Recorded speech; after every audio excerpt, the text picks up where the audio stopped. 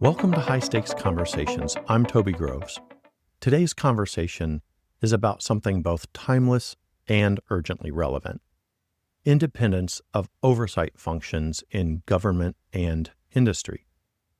In the professional world, we often hear independence discussed as a structural or a legal concept, something that governs the roles of auditors, inspectors general, regulators, and watchdogs. But today, we're looking deeper, because independence isn't just a procedural safeguard.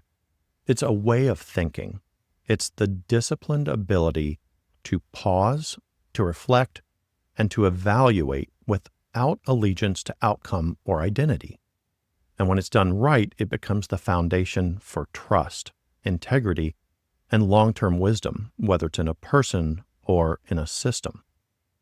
Our guest today is someone who embodies that principle at one of the highest levels of public service. Deborah Witzburg is the Inspector General of the City of Chicago, a role charged with holding power to account in one of America's largest and most complex cities. Before we begin our discussion, I'd like to offer a framing thought, something to prime our minds for this conversation. Asking ourselves the right questions is one of the most powerful things that we can do. And when the topic is something as foundational as independence, the best place to begin is at the root, with questions that might seem almost too basic to ask. Here's one that I often return to: are my strongest beliefs really those that are the most well-founded? It's a disarming question and likely uncomfortable. And that's the point.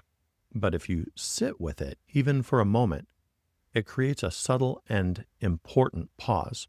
And in that hesitation lies the first crack where objectivity begins to find light. And this matters, not just philosophically, but functionally, because independence isn't just an institutional ideal, it's a cognitive one.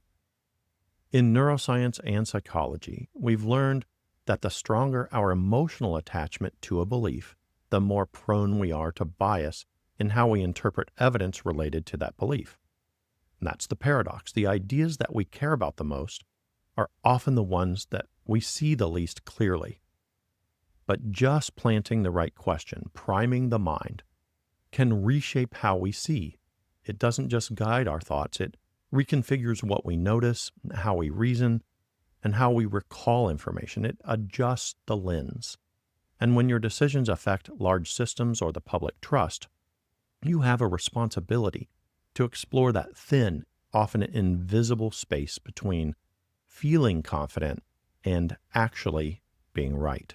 Because the relationship between confidence and correctness, you could say they're distant cousins and barely on speaking terms. There's another question I ask myself often, and it's one that's become something of an inner compass. Do I have the mental strength and the courage to pursue the truth even if it threatens what I already believe? To seek and accept evidence that goes against what I may desperately hope is true. And that's not just a self-reflection, it's a prompt that asks your brain to do something it doesn't naturally want to do. In my research with some of the most advanced decision makers, I've noticed something remarkable. They create deliberate space between the parts of the brain that protect their identity and their beliefs and the parts that evaluate their thinking. And that's a form of internal independence. And it doesn't happen by accident. It takes structure, practice, and intention. Zooming out from the individual, the same holds true at the institutional level. Just as people need that internal evaluator, so do organizations and societies, and that's where oversight lives. Inspectors general, auditors, watchdogs, these are the evaluative systems of the public mind. They function like the prefrontal cortex of the body politic, designed not to react emotionally, but to reflect carefully. In my teaching, I call this our social immune system. When it's healthy, it protects integrity. But when it misidentifies threats or turns on itself, it becomes an autoimmune disorder. And we're seeing signs of that disorder now. I want to acknowledge something plainly. When we first planned this session, independence wasn't a trending topic.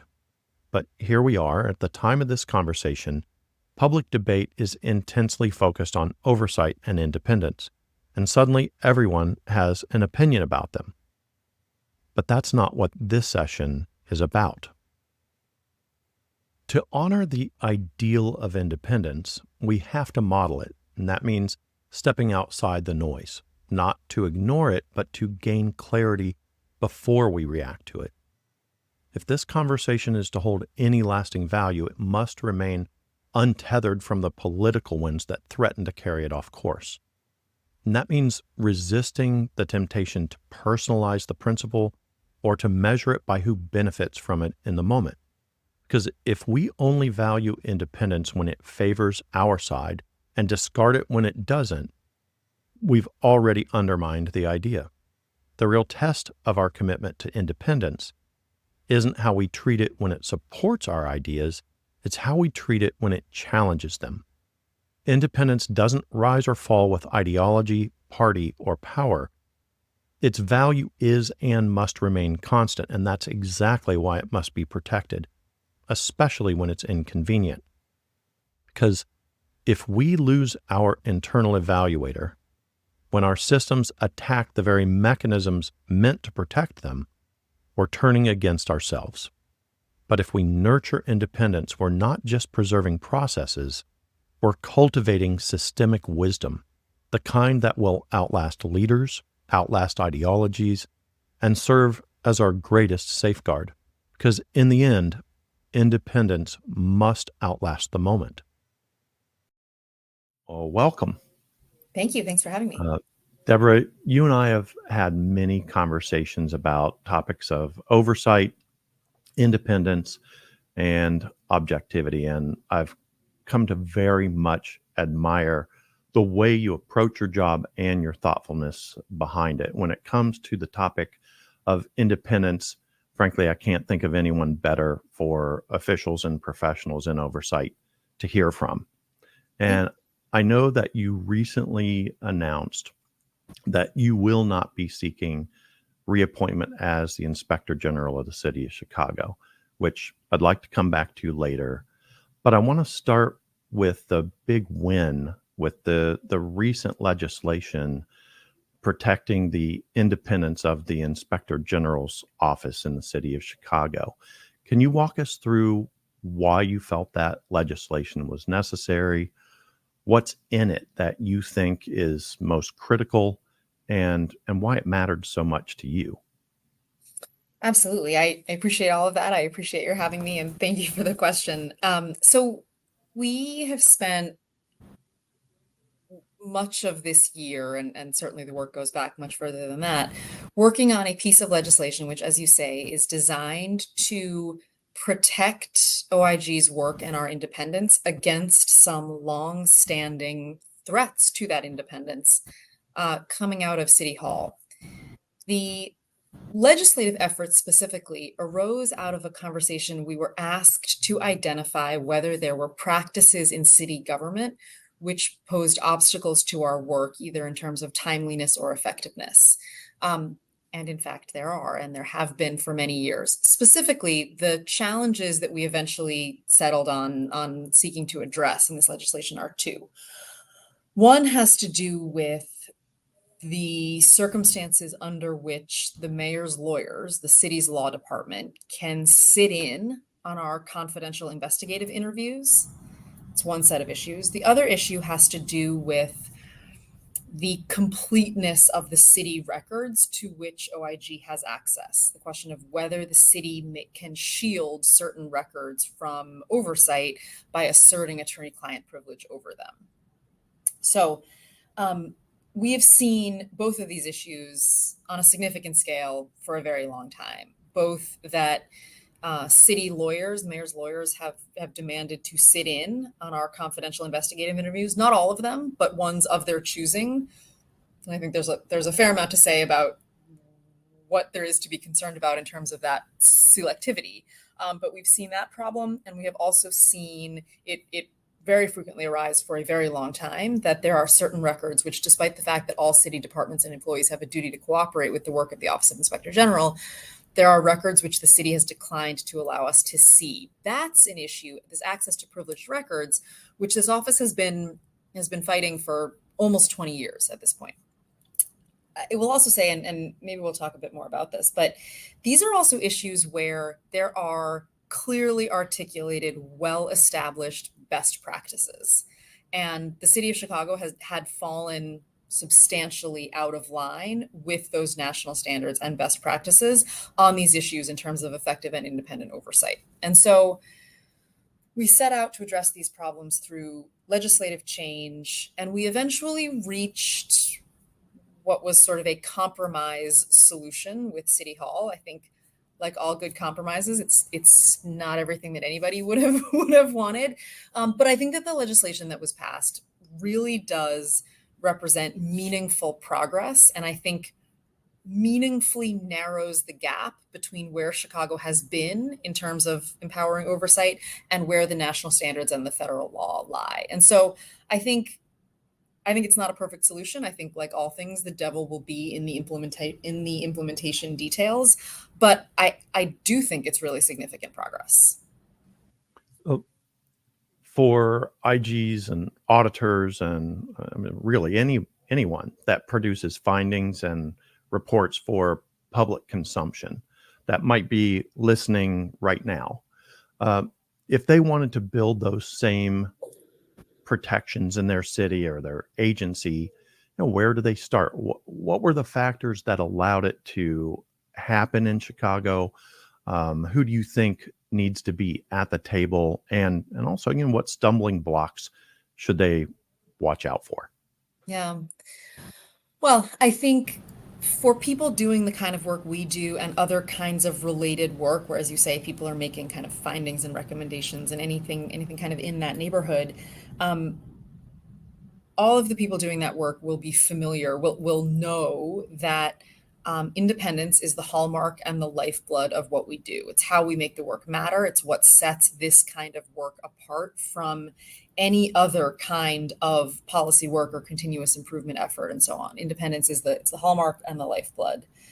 And so I think everyone doing this work should be on guard all the time to threats to independence. And I think for other entities, other offices, other municipalities, et cetera, looking to build in protections, I think first I will say there are, as I think about it, really two kinds of independence to be safeguarded. There's structural independence and operational independence. Structural independence has to do with how our entities are built and what the laws say about the issues like the ones we've talked about and others, what we have access to, who we have jurisdiction over, how we go about our work, what's on the paper. That's structural independence, how an IG is appointed, how they can be removed, et cetera.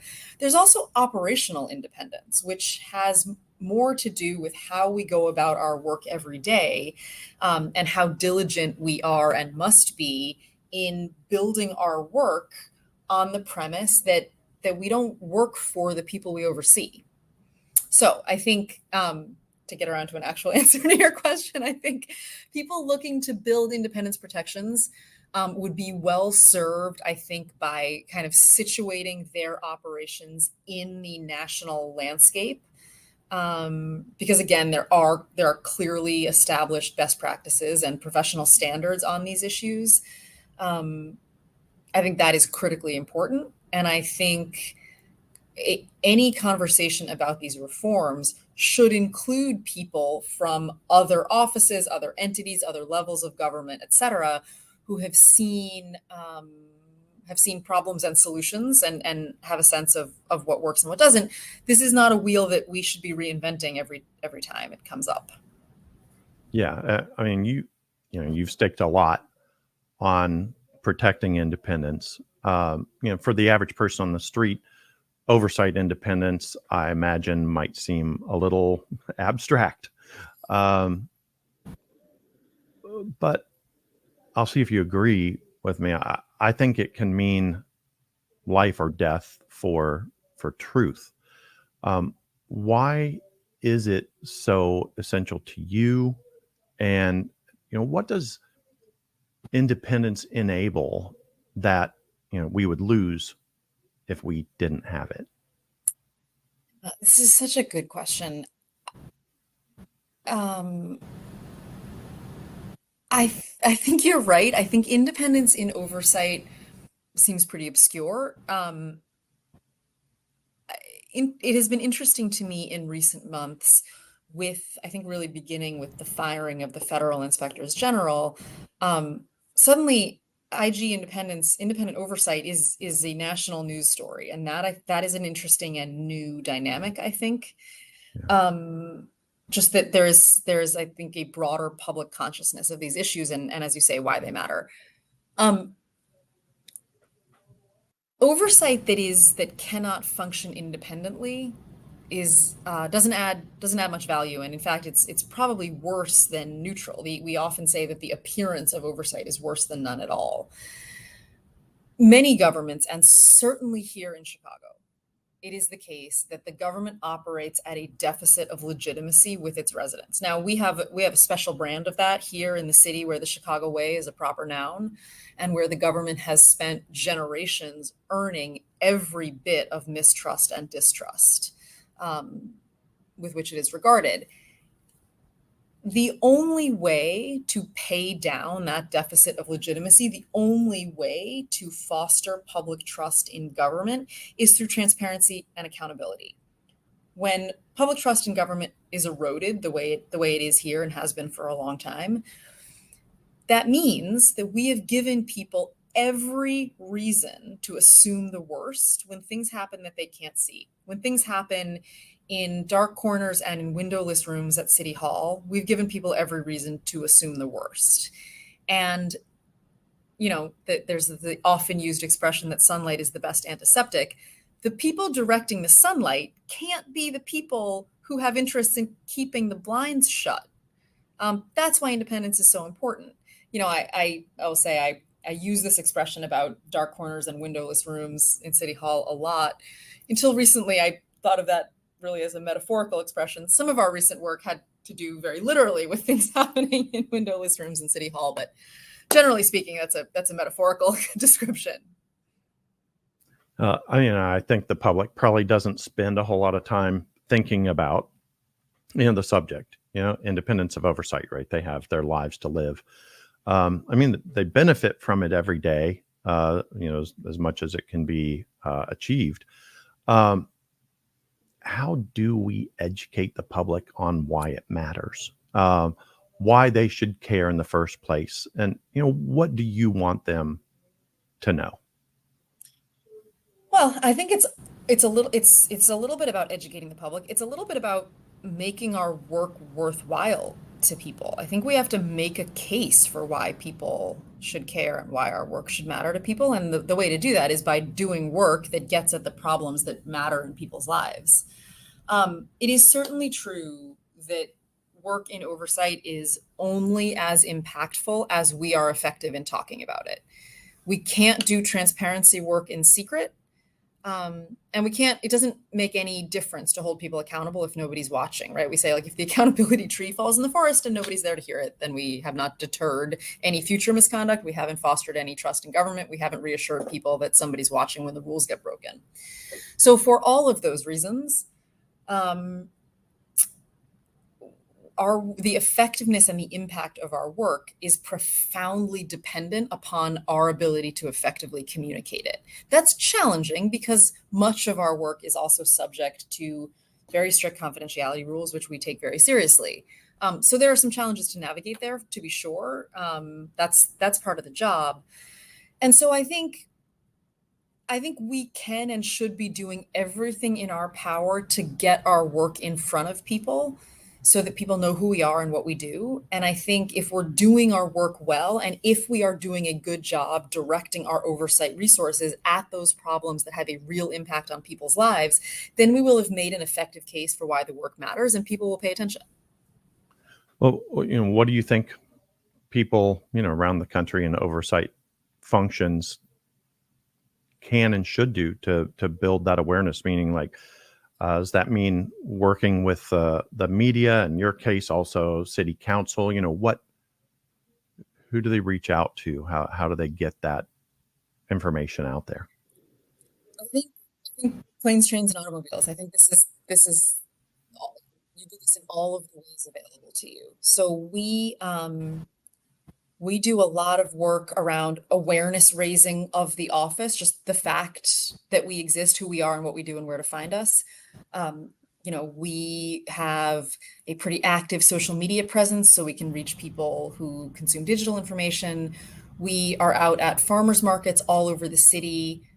We go to community events, we go to ward nights, we go to block parties, we go to all kinds of organizations wherever we can reach people whose lives are impacted by city services, who interact with city government in some way. We try to be there. We have billboards on roads around the city. We have signs on our buses and trains in English and Spanish.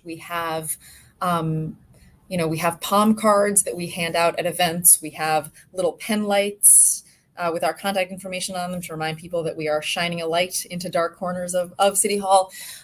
We do all of the things to reach people in their day-to-day lives. We engage very, very regularly with responsible journalists who cover our work in an effort to, again, kind of put our work and our findings into the hands of people to whom it matters.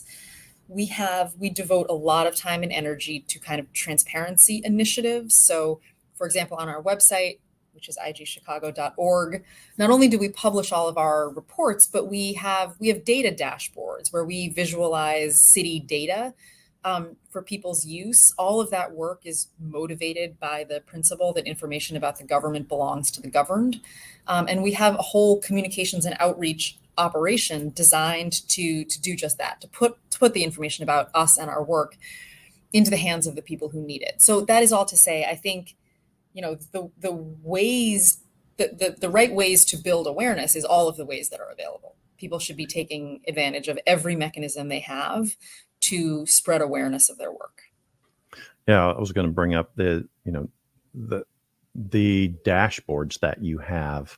I don't know how unique they are, but they're very the data is very consumable, and I think that's critical so that people can go on and really see the information, and I think that builds trust as well. Did any of that dashboard, did that exist previously? Whose idea was it? How was it designed? Yeah. So I totally agree that the consumability of the information is really critical. That's the whole point. That's very much the point of the exercise here. There is lots of information about the way governments work, which is theoretically publicly available, right? There are processes and it varies by state, but people can, submit some sort of public records request and they can get back some sort of information. There's all this information that's theoretically publicly available. That is very different from that information being meaningfully publicly accessible. Right. And what we are aiming for in our data work is to move this information from the former category, theoretically publicly available, into the latter, meaningfully publicly accessible. So I'm so glad to hear that has been your experience with our dashboards.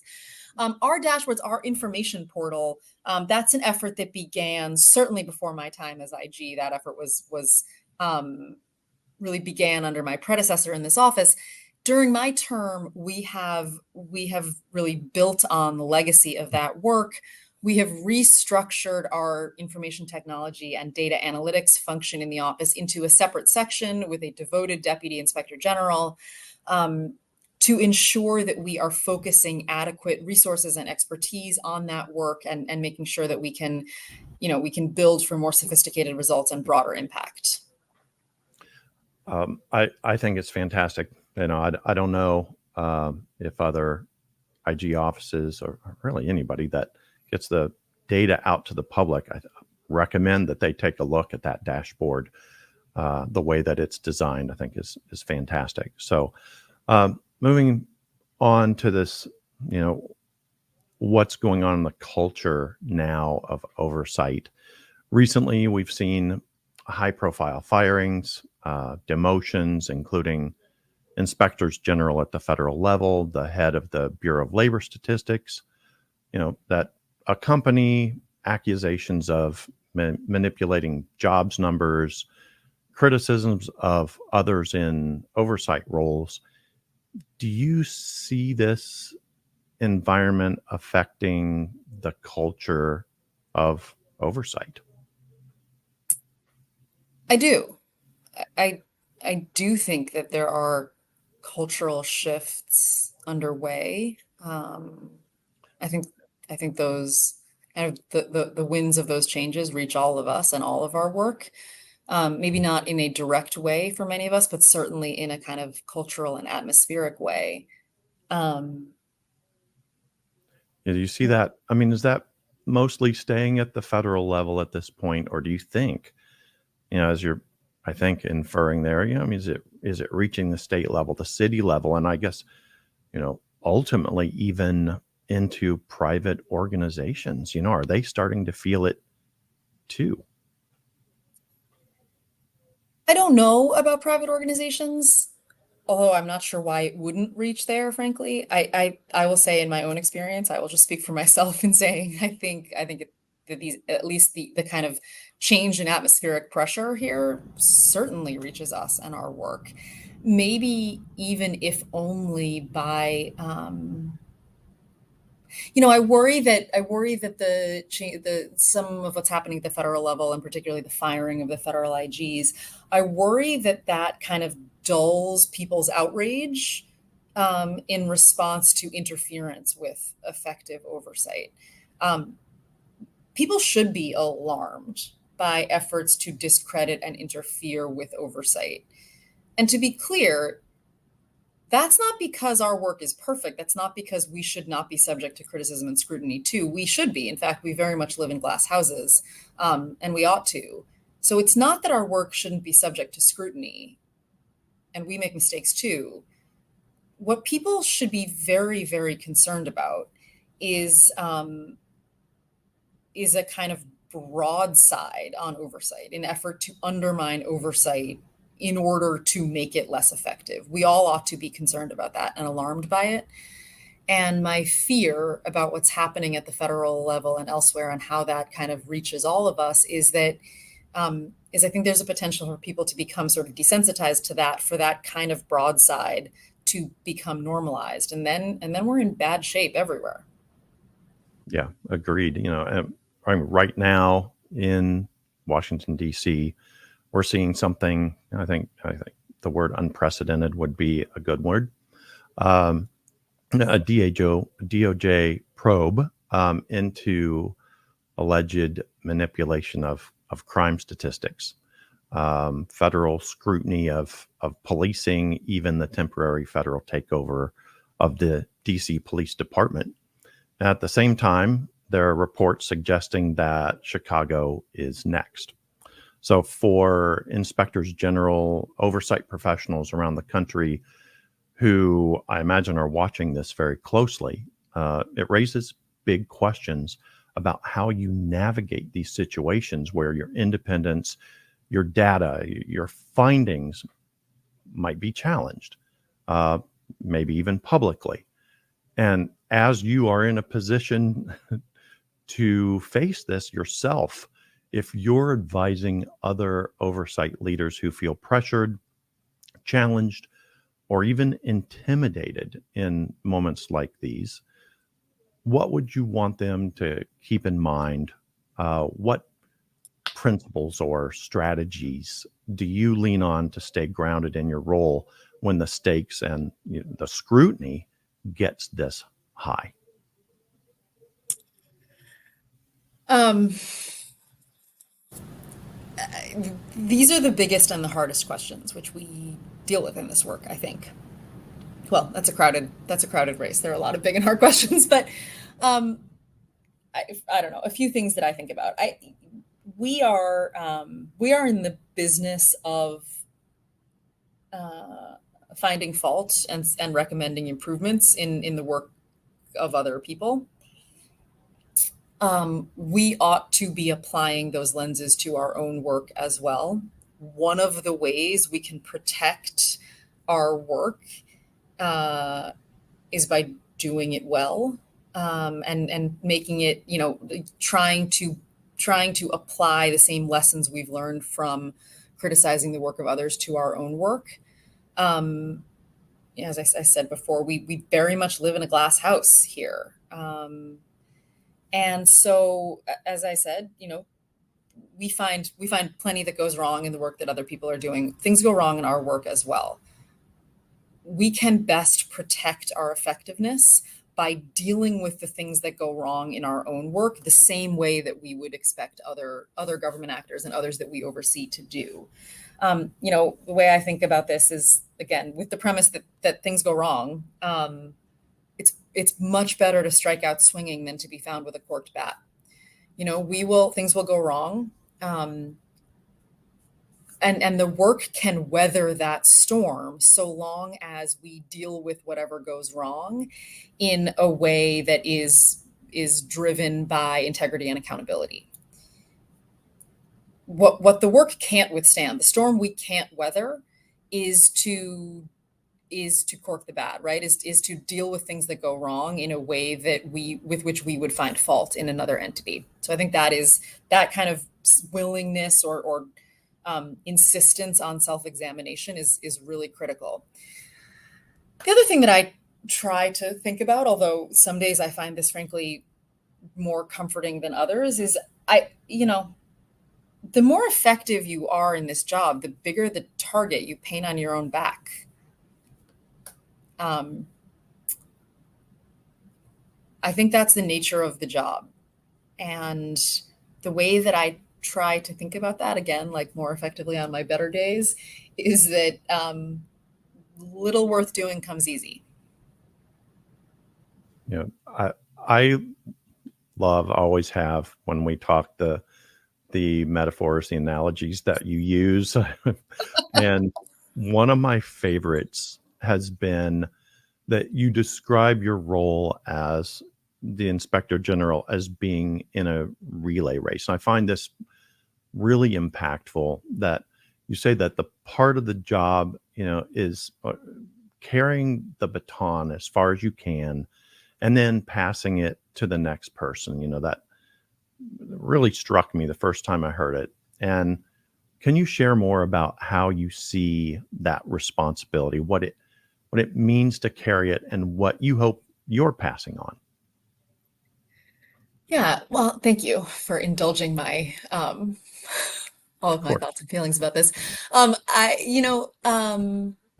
You hear people talk about various efforts and various kinds of work as, it's either a sprint or it's a marathon. And this work is neither of those things. It is, I really do think, exactly as you described, I think this is a relay race. I think the way to think about this work and other things like it, is that our highest responsibility is to run as hard as we can while it's our turn to run. And then we gain some ground and we pass the baton to the next person lucky enough to run the race. Yeah. We would all be better off if people in these jobs ran harder and passed the baton. I think a great deal of harm can come from people who stay in jobs like this for too long. That's true for lots of reasons. New perspectives are really important. The longer people stick around, the harder it is to calibrate relationships, etc. But also, I think if you're running as hard as you can, you can only run as hard as you can for a certain amount of time. And then we are all better off if the next leg is run by somebody with fresh legs, right? Somebody who's going to run it harder. I think that's the right way to think about a lot of jobs in public service. It's why I am a firm believer in term limits. I pushed hard to legislate term limits for this job. I think most jobs in public service should probably have term limits. So that is very much how I think about it. And, in terms of what I hope to pass off, the passage of the legislation that we started out talking about, protecting OIG's independence, really was kind of the immediate catalyst for my decision not to seek reappointment to a second term. I think, for all the reasons we talked about, however imperfect, I think that legislation is really important. it got overwhelming support in Chicago City Council. An overwhelming majority of members of City Council voted to strengthen the oversight to which they themselves are subject, which I think is a deeply good news story. Mm-hmm. Yes. And I've left that process confident that however imperfect this is, I can now be certain in a way I wasn't before that when it's the end of my term in April, I can pass along a stronger, more effective, more independent office to the next person in the seat. Yeah. Fantastic. You know, uh, something we've talked about, before and a little bit here is uh, unhealthy skepticism of watchdogs, whether it's from political leaders, agencies, or even the public, and how that can erode independence and effectiveness. And particularly if there's a sustained hostility, doesn't just make the work harder, but it can also shape how oversight offices are perceived, sometimes undermining the trust altogether. So, what are the signs that this kind of pressure is building? How can oversight professionals protect their work and stay resilient? Well, staying resilient is a great question, and I don't know. I'd be happy to take some advice from you on that. But I will say on kind of sustained hostility to oversight, that I have plenty to say about, much more so than personal resilience, maybe. But um, you know, I've given this question a lot of thought in our work and in this context because um, there is certainly a thread running through responses to our work, which is that the work is somehow unfair. It's unfairly targeted to the people in power, um, and that I think is really damaging for all the reasons you say. I think it really does threaten to kind of undermine the value of and trust in the work. Um, and I'll tell you what I think about that and how I've come to think about that. This work, oversight work, related kinds of efforts, those all begin with the principle that we can and should do better. Those are all grounded in the idea that what people have always gotten from their public institutions isn't good enough. And that we can and should change the way things are. We can and should do things better. If we are actually going to do things better, then we can't continue to do the same things and expect different results. So if we want to change things, we actually have to change them. And what I think happens, therefore, is that we have something that's been done one way for a very long time, and we undertake to do it differently. And someone is the first person to get jammed up for doing something the way it's always been done. Somebody gets caught in the switch. And I see on a human level that feels really unfair. I just think that feels unfair. People feel like they are getting targeted for something that generations, in our case, of people before them got away with. I get that on a human level. I also the way I sort of think about that is, and the way I try to talk about that is to remind ourselves and each other that the people in power are not entitled to the status quo. Yeah. Yeah. I mean, you're talking about this human toll to, you fought for independence in a space that, where pushing can come with a personal toll. How do you tell people to keep showing up?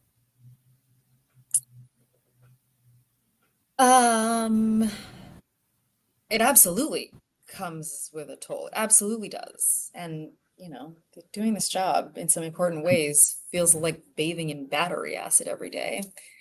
I am incredibly lucky to do this job with extraordinary people. The people who I get to do this work with are an extraordinary group of people. Anyone would be lucky to do the hardest work with these people. So I will say that. I think that's the most important thing. Um, it is a tremendous privilege to work in the public service. It doesn't, that doesn't make it easy. In fact, it in some ways makes it hard because I think our obligations are really high ones. And they all run outward, right? It's hard. It's in some ways really challenging, I think, to manage an entity in public service because the work getting the work done depends upon the extraordinary people doing the work, but also our primary obligations don't run inward to those people, they run outward to the people we serve. That's a real management challenge in my experience. So I don't, honestly, I'm not sure that there's an answer to your question in there. I do think this work comes at a personal toll. I think doing it right comes at an even bigger toll. And that's not to say that we've always gotten it right, but I think the people who are happiest and most successful doing this work are the people for whom the mission is the primary motivator. Being a true believer in the mission of this work is necessary but not sufficient to coming out the other side of it. Well, I think that's a very good answer, and I appreciate it. One of the things that you've managed in Chicago is building relationships, whether it be city council or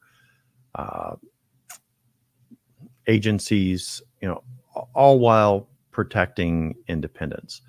So this is, I mean this as kind of, if you're telling other offices, other oversight agencies around the country that are listening to you now, how do you decide how to balance that collaboration versus the protection of independence? Yeah, this is a critical question in this work, and I think a very hard one, and one for which there's not an owner's manual. You're exactly right. We have invested a lot in calibrating our relationships with other entities in city government, recognizing the complexity that those people, they are part partners in and part subjects of our work. We have oversight jurisdiction over those people and those entities. We investigate them and their departments when things go wrong. And yet all in the space of literally a day, sometimes I am both on the same side of the table and on the opposite side of a table from a person or a city department. If we are not all pulling in the same direction at the end of the day, if we are not all pulling in the direction of a government that more closely resembles the one that people deserve, at least some of us are in the wrong line of work. And so I think calibrating those relationships so that we can work together when opportunities present themselves and hold the line when we need to on independence and confidentiality and so on, that's a pretty fundamental obligation. And I think it's hard to get that right, but I think one of the ways we know that we are in the right neighborhood, we're like kind of in the right zip code on calibrating that relationship, is when the people and the entities we oversee acknowledge the necessity and the value of our work, even if they're not necessarily glad to see us at their front door.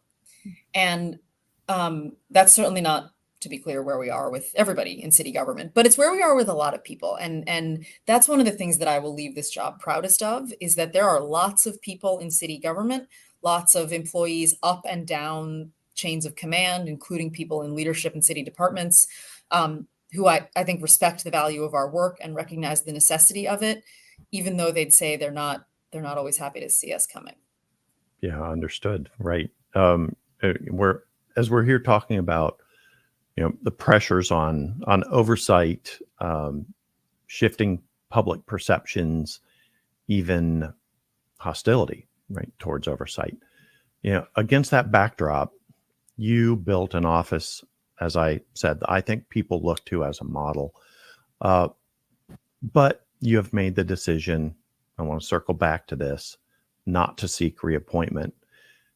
Can you share a little bit more about what factors drove that decision and whether the current environment around oversight had any influence on that, even if it was indirect?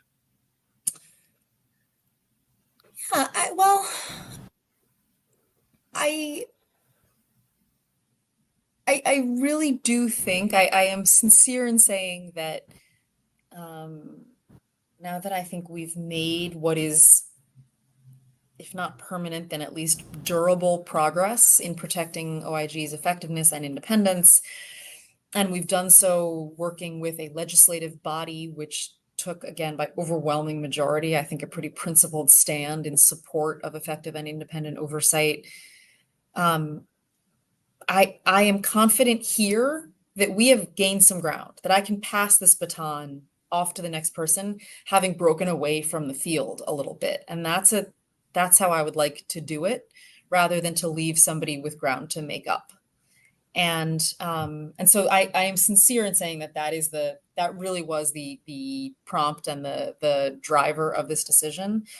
I think it would be foolish to say that the kind of present day cultural forces around oversight are irrelevant here. I don't think they're irrelevant. In fact, I think one of the reasons it's so important to make sure that the person running each leg of the relay is able to run as hard as they can is because I think oversight is in peril. I think independent and effective oversight is in peril in many places. And so, certainly not irrelevant, not the catalyst on an individual level for this decision, but certainly part of the landscape. I mean, in the spirit of that, and that analogy, which again is my favorite, of oversight being like the relay, and I want to ask you this, for the oversight officials and professionals listening today who will be picking up that baton, what do you want to tell them as they move forward? How lucky I think they are to do this work. And I think to remind everybody that one of the ways we know we're effective is how hard it feels to do it. And I guess maybe most importantly, that this is a team sport. Maybe overtaxing the relay analogy at this point, right? But like track and field is a team sport. Like you're like running your own race, but you are part of a team, and the uniform you have on your back is a team uniform. There is a tremendous community in oversight, and I have found it to be so helpful and so supportive and so spine stiffening to work with our colleagues in oversight in other cities across the country at other levels of government. And I underestimated the importance and the strength of that community for a long time. And if I could save my colleagues from one mistake, it might be that one. People should not underestimate how valuable and helpful it is to be connected to this larger community in oversight. Deborah, thank you. Thank you. Thanks for having me. As we close today's session, I want to leave you with a reflection. In a time where the world feels loud and stakes are so high and every issue feels like a referendum on who we are, it's easy to forget that independence at its core isn't a headline, it's a way of thinking. And what Deborah shared with us today isn't just a story about oversight in a city, it's something far more rare, a demonstration of disciplined thinking in real time. You heard how she sees her role not just as a set of responsibilities, but as a link in a chain, part of a team effort where we pass the baton and try to leave things better than we found them. That simple metaphor reflects something profound. A mindset where belief and evaluation are separate processes, where doing the work means not just knowing what you think, but constantly testing how you think. Deborah doesn't just believe in independence, she practices it. And in this conversation, we got to see a window into how she frames it. An idea that stuck with me since this conversation is that independence is an act of loyalty, not to people, but rather to principle. So in the spirit of asking good questions, I'll leave you with these to consider. How do we create systems within ourselves and within our institutions that not only tolerate objectivity but invite it? How do we build a culture where questions aren't threats but signs of health in our evaluative systems? The relationship between belief and the discipline to question it. And how do we hold ourselves accountable? Not just for being committed, but for being correct. And the answers won't always be clear, but I think if we get the questions right and if we frame them with humility and ask them with courage, then maybe we're closer than we think. Thanks for listening. Until next time.